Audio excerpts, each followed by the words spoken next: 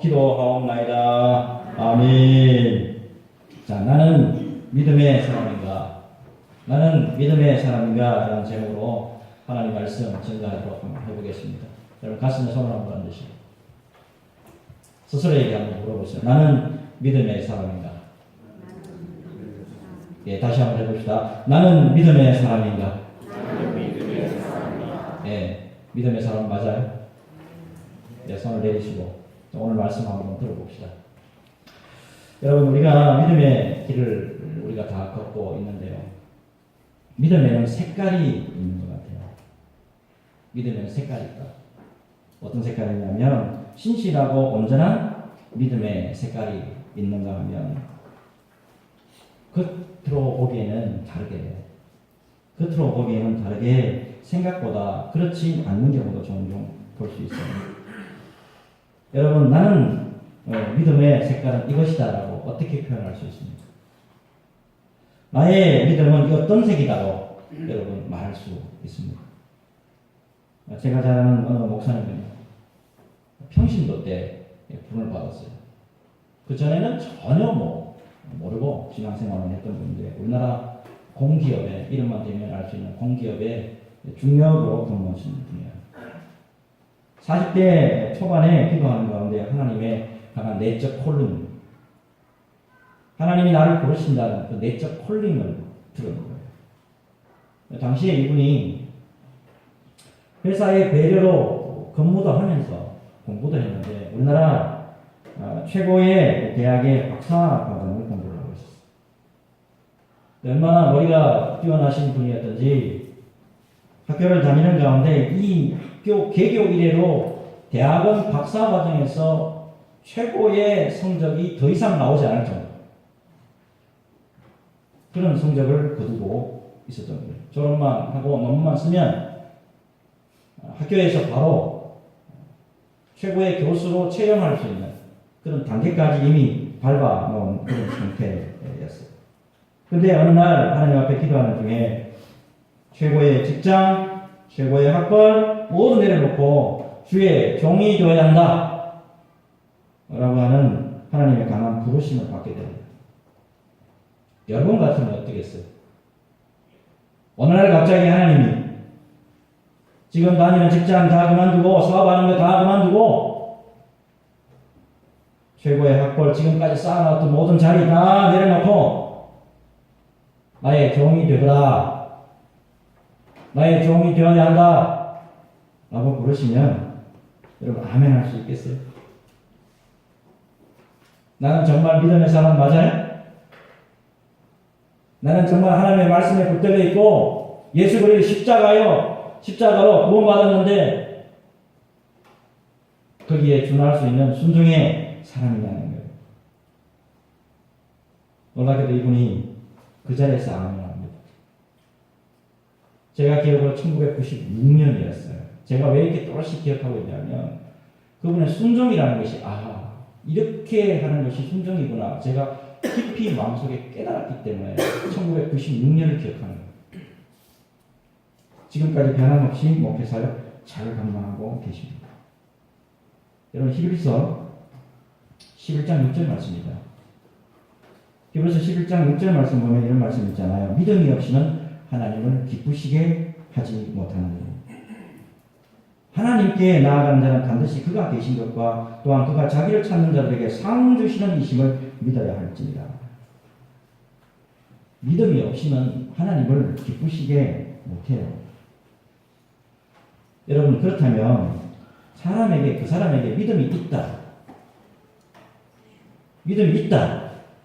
믿음이 없다, 이거를 여러분 어떻게 구별할 수 있는 거예요?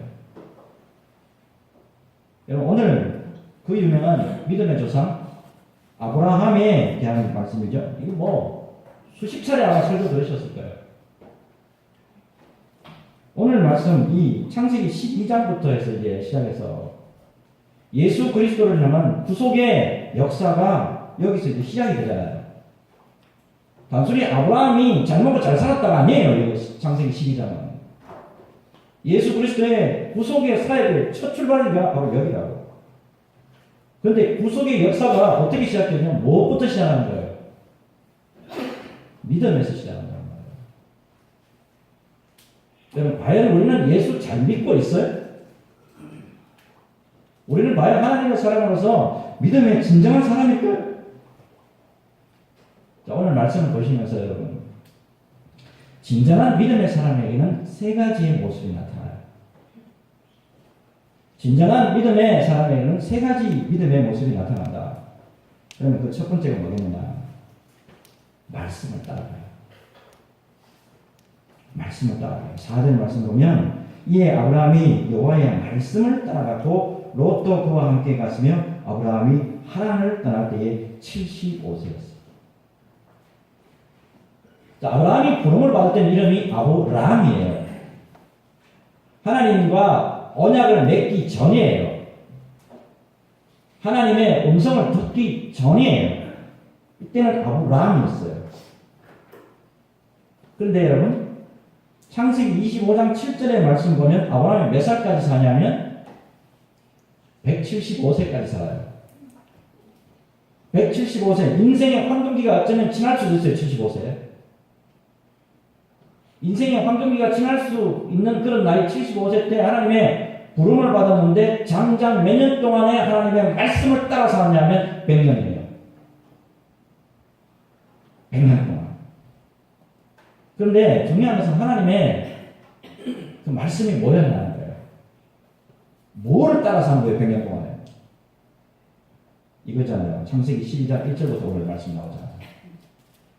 여호와께서 아브라함에게 이르시되 너는 너의 고향과 친척과 아버지의 집을 떠나 내가 내게 보여줄 땅으로 가라. 내가 너로 큰 민족을 이루고 내게 복을 주어 내 이름을 창대하게 하리니 너는 복이 될지라. 너를 축복하는 자에게는 내가 복을 내리고 너를 저주하는 자에게는 내가 저주하리니 땅의 모든 족속이 너로 말미암아 복을 얻을 것이라 하신지라. 자, 이 말씀을 받을 때 아브라함의 형편이 어땠을까요? 이 말씀을 받았을 때 아브라함의 형편이 어땠냐면 히브리서 11장 8절이죠. 이런 말씀 있잖아요. 믿음으로 아브라함은 부르심을 받았을 때에 순종하여 장래의 유업으로 받을 땅에 나아갈새 갈 바를 알지 못하고 나아갔으며. 갈 바를 알지 못할 때예요. 자, 아브라함이 지금 하나님의 음성을 들은 때가 어디냐면 하란이에요. 하란에서 부르심을 받았는데, 자, 이 하란에서 가나안까지 가는 거예요. 하란은 지금의 터키 땅입니다. 지금의 소아시아 터키 땅이에요. 터키에서 가나안, 이스라엘까지 가는데 얼마 거리냐면 480km 정도예요. 480km. 거의 모험의 길이라고 보시면 됩니다. 자, 그 당시의 길은 여러분 고대의 길이에요. 오늘날처럼 도로가 쫙 깔려가지고 뭐 그냥 차 타고 그냥 드라이브 쫙 하는 게 아니에요. 고대의 길로 그냥 이렇게 가는데 각각 곳곳마다 지나갈 때마다 약탈자가 있었기 때문에 기록에 의하면 많은 생명이 죽을 수도 있었던 그런 길이에요.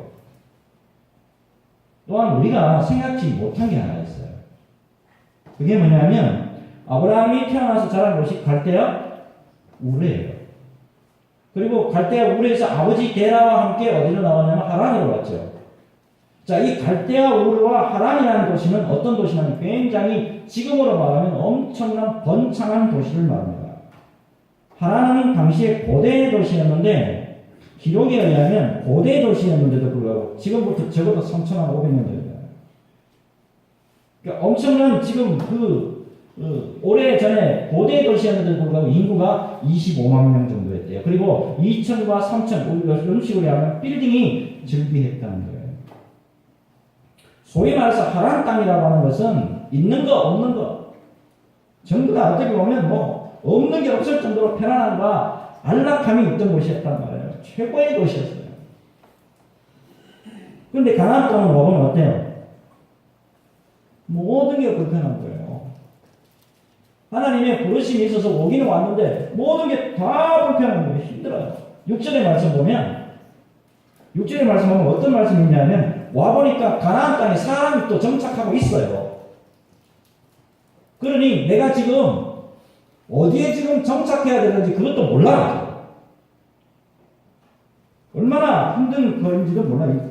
지역인지 몰라요. 그러니까 그런 의미에서 아브라함이 말씀을 따라갔고 라고 하는 것은 엄청난 순종이에요. 이 말씀을 따라갔다. 이 영어 성경을 좀 보시면 어떻게 되냐면 주님께서 말씀하신 대로 갔다 이렇게 돼 있어요. 주님이 말씀하신 대로 그냥 간 거예요. 그러니까 하나님이 말씀하신 거 그냥 네 하고 그냥 간 거예요. 그냥.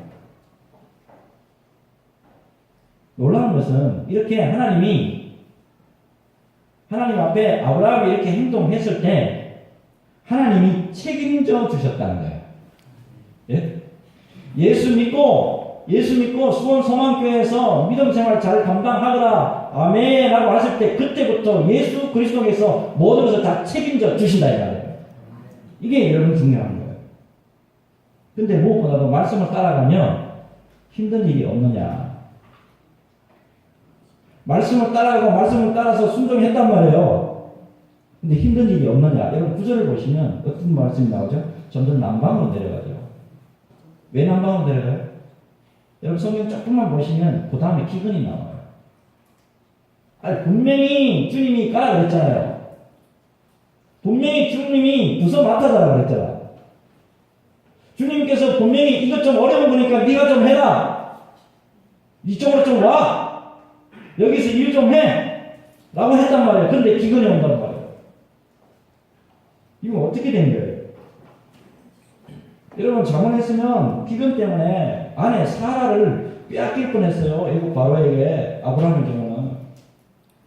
잘못하면 사라를 통해서 이삭을 주시겠다고 하는 하나님의 언약이 있었잖아요. 약속이 있었잖아요. 이거마저 지금 깨지게 생겼다고. 이삭이 태어나야 예수님까지 연결이 돼요. 자, 이거 잘못하면 절대절명의 위기란 말이에요. 그런데 말씀을 따라가니까 하나님이 절대로 손해보지 않게 하셨고 말씀을 따라가니까 하나도 잃어버린 게 없도록 하나님이 다 해주셨다는 거예요. 제 감정을 들려줘서 너무 죄송한데 여러분 요즘에는 목사라는 이 어떻게 보면 직분이라는 것이 여러분들 눈에 어떻게 보일지 몰라요. 어떻게 보면 목사라는 직분이 굉장히 땅에 지금 완전히 그냥 내려갔다고 저는 보는데요. 여러분 주의 종의 길을 가는 길 여러분 어떻게 생각하시는지 모르겠어요. 여러분 주의 종의 길을 가는데 여기 보면 우리 그 성도의 가정 가운데 아드님이 목사님 가정도 있잖아요. 주의 종으로 가는 길에 반드시 한 번은 거쳐야 할 것이 있습니다. 여러분 평신도들이 모르는 뼈를 깎는 그렇게 거쳐야 할 게 있다. 하나님의 내적 콜링 이거 뭐 주의 종의 길을 가는 사람이라면 반드시 있어야 되지만 고향과 친척과 아버지의 집을 떠나는 이 삼중적 포기 이 포기를 해야만 하는 상황에 제가 놓여봤어요. 저도 기도해보니까 말씀이 임하더라고요. 주의 종이 되는데 여러분 그저 되는 게 아니에요. 여러분. 아예 호적을 파가지고 호적을 판다는 거 혹시 이해하시겠어요? 그 집에서 나와야 돼요. 원래 가정에서 아예 떠나야 되는 그런 상황에 제가 처하게 되더라고요. 주위 사람들로부터 모든 비난이 있는데요. 30년 동안 거의 키워주고 보살펴 주신 분들의 정성을 생각해서 네가 그렇게 떠나서 되겠느냐 이 배은 망독한 놈아. 믿음도 좋고 그래 신앙도 좋고 예수도 좋아. 그러나 사람의 도리마저 저버리는 그런 행동 그렇게까지 해야 되느냐. 고통의 소리를 들어야만 했어요. 제가 그 집을 나올 때 제가 집을 떠날 때 과연 내가 돌아와가지고 지난 날을 다시 되돌아보며 이분들과 화목할 수 있을까? 여기서 다 끝나는 건 아닐까? 정말이지 앞날을 알 수가 없었어요. 그런데 10년이 지나고 신학교를 모두 졸업하고 제가 목사 안수를 받았어요. 그 사이에 믿음의 가정도 꾸렸고 자녀들도 태어났습니다. 너무 감사하게 그냥 하나님 앞에 오롯이 말씀에만 그냥 한번 따라가 봤는데 주님의 말씀이 살아있는 생명의 말씀이라고 믿고 그냥 따라만 가봤는데 하나님이 가정의 모든 어려움을 다 거두어 주시고 화목하게 하시고 이전보다도 더 사랑하고 이전보다도 더 은혜롭게 화합할 수 있도록 역사해 주셨단 말이에요. 처음에는 정말 갈 바를 알지 못하겠더라고요. 오롯이 말씀을 따라 힘들지만 그 길을 갔을 뿐인데 하나님의 은혜가 얼마나 넘쳐나죠. 여러분 하나님의 말씀대로 따라 사는 거예요. 그리고 하나님의 뜻대로 행하는 것 분명히 어렵습니다. 이거 분명히 어려워요. 여러분 그러나 하나님의 말씀대로 따라가면 하나님의 말씀대로 순종하면 누가 책임졌냐? 우리 전지전능하신 하나님이 책임져 주십니다. 여러분 절대 손해보지 않도록 절대 흩어지지 않도록 하나님이 도와주십니다. 여러분 무엇보다도 하나님의 뜻대로 하면 하나님이 모든 것을 책임져 주실 뿐만 아니라 모든 것을 합력하여 선을 이루시게 하시는 우리 전지전능하신 하나님이라는 사실이에요. 여러분 꼭 기억하시고 믿음의 사람이라면 하나님의 말씀대로 행합니다. 믿음의 사람이라면 하나님의 말씀대로 행할 때 그 말씀의 능력이 우리와 함께 하십니다. 이 믿음 가지시고 언제나 말씀과 따라서 살고 말씀 따라 죽는 믿음의 사람 다 되시기를 주 예수님으로 축복합니다. 자 이제 두 번째 믿음의 사람들에게 어떤 모습이 나타나느냐. 내가 과연 믿음의 모습이 정말 어느 정도의 지금 척도가 되느냐. 한번 보세요. 7절을 봅시다. 7절을 보면 여호와께서 아브라함에게 나타나 이르시되 내가 이 땅을 내 자손에게 주리라 하시니라. 자기에게 나타나신 여호와께 그가 그곳에서 제단을 쌓고 그곳에서 뭐를 쌓고? 제단을 쌓았어요. 이 제단 한 번만 쌓는 게 아니에요. 아브라함이요. 8절 볼까요? 자 거기서 베델 동쪽 산으로 옮겨 장막을 치니 서쪽은 베들이요 동쪽은 아이라. 그가 그곳에서 여호와께 제단을 쌓고 여호와의 이름을 부르더니 제단을 쌓는다. 여러분 주석책을 좀 보실 줄 아시는 분은 보시면 주석가들이 대부분이 다 이 제단을 쌓는 것을 뭘로 연결하냐면 전부 예배로 연결하는 것을 주장하지 않습니다. 한마디로 아브라함이라는 사람은 어떤 사람이냐? 예배라고 하는 곳에 집중하는 믿음의 사람이라는 거예요. 어떤 분은 이렇게 이야기합니다. 아브라함을 이끌어서 장막과 제단 가운데 집과 제단 가운데 어느 곳에 우선을 두고 살았던 사람이냐 질문했을 경우에 이 사람은 100% 제단 하나님 앞에 예배드리는 이 모든 것에 우선순위로 살았던 그런 믿음의 사람이었다라고 하는 말도 있습니다. 여러분 많이 알려진 사실이 있는데 아브라함이 장막을 치고 떠난 자리 그때는 전부 다 텐트잖아요. 요즘식으로 얘기하면 뭐 이렇게 주택 뭐 빌라 아파트가 아니잖아요. 다 텐트였잖아요. 이 텐트를 치고 지나간 자리 보면 반드시 흔적이 남아있는 게 있는데 그것이 뭐냐면 제단을 쌓은 자리라는. 여러분 이 아브라함이 예배의 사람이라는 증거는 그 뒤에도 많이 찾아볼 수 있습니다. 13장으로 넘어가게 되면 13장 14절의 말씀 보면 애굽에 내려가잖아요. 사라 때문에 공경에 처합니다. 마누라 빼앗길 뻔했다. 큰일 일을 겪습니다. 그리고 다시 본자리에 돌아와서 제일 먼저 한 것이 뭐냐면 여호와께 제단을 쌓았다. 그 다음에 또 말씀을 보게 되면 조카 롯이 이놈이 내 바로 가까이 있었고 내가 그만큼 챙겨주고 내가 그만큼 기도해주고 내가 그만큼 보살펴줬구만 이놈이 배은망덕하게 떠나잖아요. 가슴 아픈 일이 겪었단 말이에요. 니는 좋아하고 나는 뭐 할 때 나는 일로 갈래요 삼촌 지금 좋은 데로 가보자. 그러나 한마디도 원망하지 않고 헤브론으로 가가지고 장소를 옮기고 난 다음에 제일 또 먼저 하는 것이 하나님 앞에 제단을 쌓아요. 좋은 일이 있으나 굳은 일이 있으나 힘든 일이 있으나 슬픈 일이 있으나 하나님 앞에 예배드리는 것으로 나의 믿음을 표현했던 사람이 누구냐 하면 아브라함이에요. 여러분, 제가 왜 이 말씀을 드리냐면, 성경을 딱 읽어보면 하나님 앞에 올려드리는 이 예배를 성경이 강조하고 있다는 거예요. 믿음의 사람이라면 어떤 모습으로 살아야 되느냐? 이거 예배로 여러분 살아야 돼요. 로마서 12장 1절이죠. 그러므로 형제들아, 내가 하나님의 모든 자비하심으로 너희를 권하노니 너희 몸을 하나님이 기뻐하시는 거룩한 산 제물로 드리라. 이는 너희가 드릴 영적 예배입니다. 요한복음 4장 23절이죠. 아버지께 참되게 예배하는 자들은 영과 진리로 예배할 때가 오나니 곧 이때라. 아버지께서는 자기에게 이렇게 예배하는 자들을 찾으시느니라. 예배하는 자들을 찾으신다고 예수님이 직접 말씀하신 거예요. 특별히 여러분, 모든 믿음의 사람은 예배에 충실한 사람이에요. 내가 예수 믿은 지 몇 년 믿었습니까?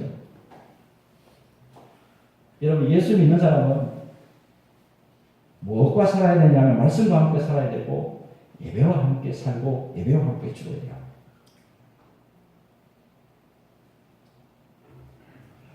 지미 카터 대통령, 미국의 39대 너무 잘 아시죠?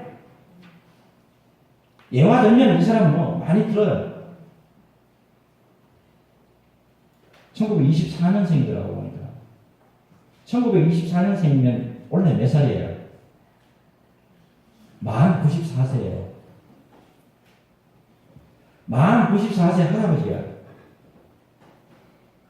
한 번도 예배 안 빠져요. 주일에.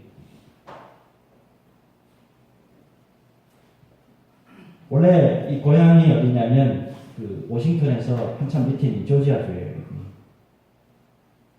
대통령 재직 시절에 한 번도 빠짐없이 비행기 타고 자기 교회 가서 대통령이 반사했어요. 예배를 안 받았다고. 암에 걸리기도 했죠. 암에 걸렸는데 암에서 다시 오히려 건강 회복했어요. 저는 그렇게 믿습니다. 예배 드리는데 집중하니까 하나님 예배 더 드리라고 하나님 건강 줘버리는 거예요. 더 유명한 예배가 있어요. 이야기가.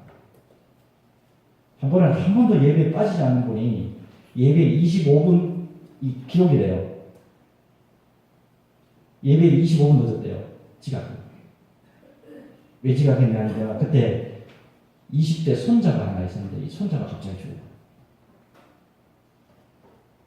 91세 때 돌아가시고, 자기가 91세 때 손자가 죽은 거예요. 너무 충격받아가지고 멍하게 있다가 25분 늦었대요. 그리고 더 놀라운 거는 이번에 지금 94세인데도 성경 공부 인도하시다. 그 교회에 성경 공부 인도한다. 근데 그렇게 슬픔이 있는 가운데서도 성경 공부를 담담히 진행을 했다는 거잖아요. 교인들이 이렇게 생각한대요. 지미 카터 하면 예배고 예배하면 지미 카터예요. 여러분, 바로 이거예요. 여러분, 우리는 성도들이 나를 보면 무엇을 가장 먼저 떠올릴까요? 어느 권사님, 어느 집사님 하면 그 사람은 그분은 어떤 분? 나를 향해서 우리 성도들이 특별히 담임 목사가 여러분들을 봤을 때 저분 하면 무엇을 가장 먼저 떠오르게 하려고? 하나님. 여러분, 예배는 믿음의 사람들이라면 반드시 행해야 될 의무입니다. 여러분, 예배를 통해서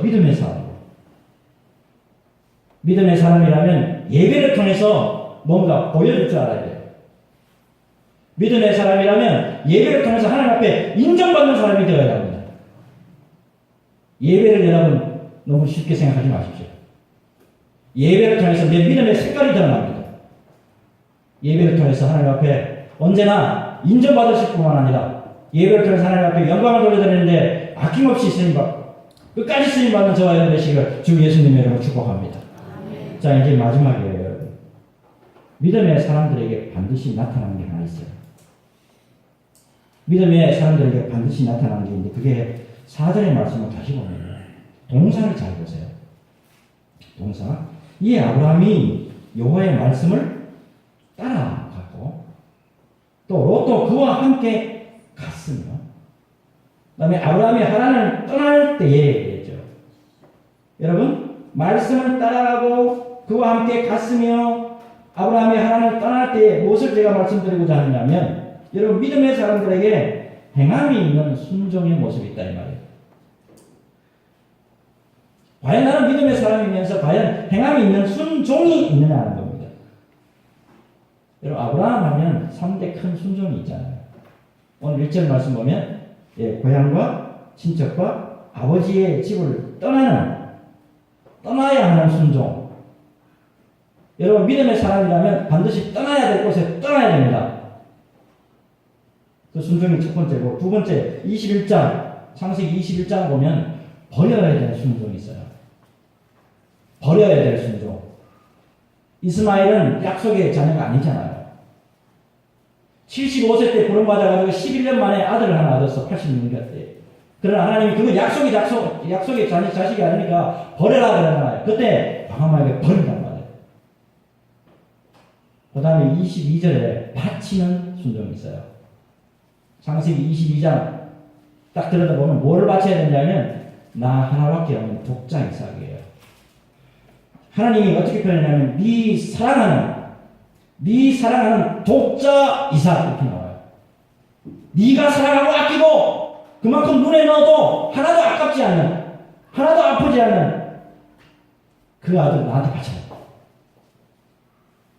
여러분 아브라함에서 아브라함이 되는 거 아브라함에서 아브라함이 되는 거 순종으로 말미암아 이루어지는 거잖아요. 여러분 우리가 여기서 한번 깊이 생각해 보셔야 될 게 있습니다. 믿음의 생활하는 가운데 여러분 순종 많이도 들어오셨죠. 순종 참 많이도 들어오셨어요. 그리고 순종해야 된다. 우리는 기도도 얼마나 많이 합니까? 그렇다면 여러분 순종이 뭡니까? 도대체 어떻게 하는 것이 하나님이 원하시는 순종입니까? 이번에 말씀을 준비하면서 저도 이거 저한테 지금 하는 설교예요. 순종이라는 게 어떤 건지 다시 한번 제가 깨닫게 된 게 뭐냐면 마태복음 26장 39절의 말씀을 보면서 제가 순종이라는 걸 다시 깨달았어요. 마태복음 26장 39절에 보면 예수님의 순종이에요. 예수님의 순종을 통해서 이게 하나님이 원하시는 순종이구나 하는 거예요. 자, 말씀을 보시면 조금 나아가서 얼굴을 땅에 대시고 엎드려 기도하여 이르시되 내 아버지여 만일 할만하시거든 이 잔을 내게서 지나가게 하옵소서. 그러나 나의 원대로 마옵시오. 나의 원대로 마시옵고 아버지의 원대로 하옵소서 하시고 여러분 나의 원대로 마시옵고 아버지의 원대로 하옵소서. 이것이 하나님이 원하시는 순종의 모습이라는 거예요. 여러분 십자가의 길은 사람이 감당할 수 인간으로서 감당할 수 있는 그런 길이 아니에요. 너무 참혹하고 너무 어렵기 때문에 힘들기 때문에 무겁기 때문에 예수님이 그거 다 알고 계셨어요. 그래서 할 수만 있으면 십자가의 잔이 내게서 지나가게 하옵소서 라고 기도할 정도예요. 하지만 성부 하나님의 원대로 하옵소서. 내 원대로 하지 마시옵고 아버지의 원대로 되기를 바라나이다. 이게 예수님의 순종의 마침표예요. 여러분 우리는 예수님의 피의 순종으로 구원받은 믿음의 사람들이에요.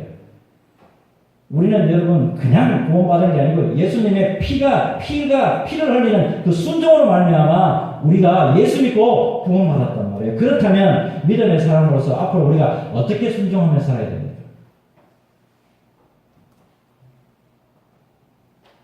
최근에 책을 제가 이 책을 여러 번 한번 읽었던 것 같아요. 지구촌 교회 원로 목사님의 이 자서전적인 책이에요. 비전의 신을 신고 걷는다. 이 책을 또 우연하게 또 끄집어내서 또 한번 읽어봤어요. 이 올해 나온 지가 참 오래된 책이에요. 또 읽어봤는데 왜 읽어보냐면 순종을 어떻게 해야 되느냐. 이것 때문에 제가 끊임없이 읽어내봅니다. 여러분 이분이 목회하는 곳마다 참 부흥의 불길이 참 많이 일어났대요. 요 우리 밑에 가면 수원에 산성교회 있잖아요. 여기도 담임하셨더라고요. 가는 곳마다 부흥이에요. 특별히 미국에 건너가서 5년밖에 안 됐는데 새로 오는 새가족 때문에 미어 터져가지고 그것 때문에 수용을 못해가지고 너무 힘들 정도로 부흥을 경험합니다. 근데 어느 날 1992년이에요. 1992년도에 하나님의 강한 내적 부르심을 확인합니다. 이제 여기서는 끝이야. 넌 여기서 끝이고 이제는 한국으로 가서 개척교회를 해야 돼. 많은 고민이 있었대요. 우선 가족들의 동의가 있어야 되는데 지금 한참 부흥의 불길이 일어나고 있다는 거예요. 거기다가 성도들이 어때요? 지금 교회가 지금 막 부흥하고 있고 교회를 지금 지어야 돼요. 교회가 지금 기가 막히게 지금 일어나고 있는데 어느 날 담임 목사가 나 개척하러 갑니다 라고 선포했을 때 그 파장이 어떠하겠냐. 그 모든 것을 다 극복을 하고 한국에 개척을 합니다. 대단한 분이에요.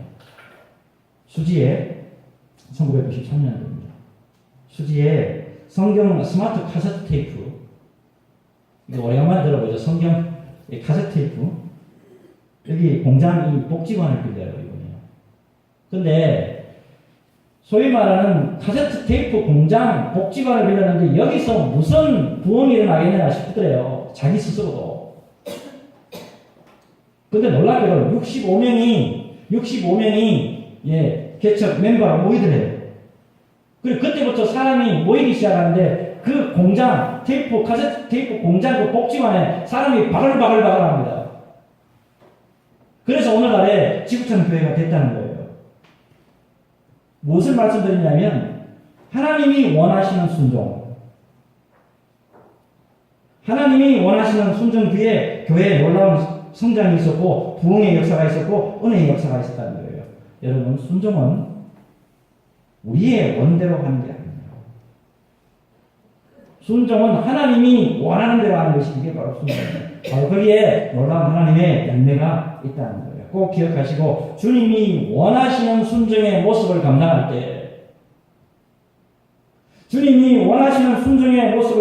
때 언제나 주님이 우리와 동행할 뿐만 아니고 그 안에서 하나님의 놀라운 열매로 우리에게 갚아주실 줄로 믿습니다. 여러분 이 믿음 가지시고 언제나 믿음의 사람이라면 하나님이 기뻐하시는 순종으로 일관한다는 것 꼭 기억하시고 순종으로 승리하는 저와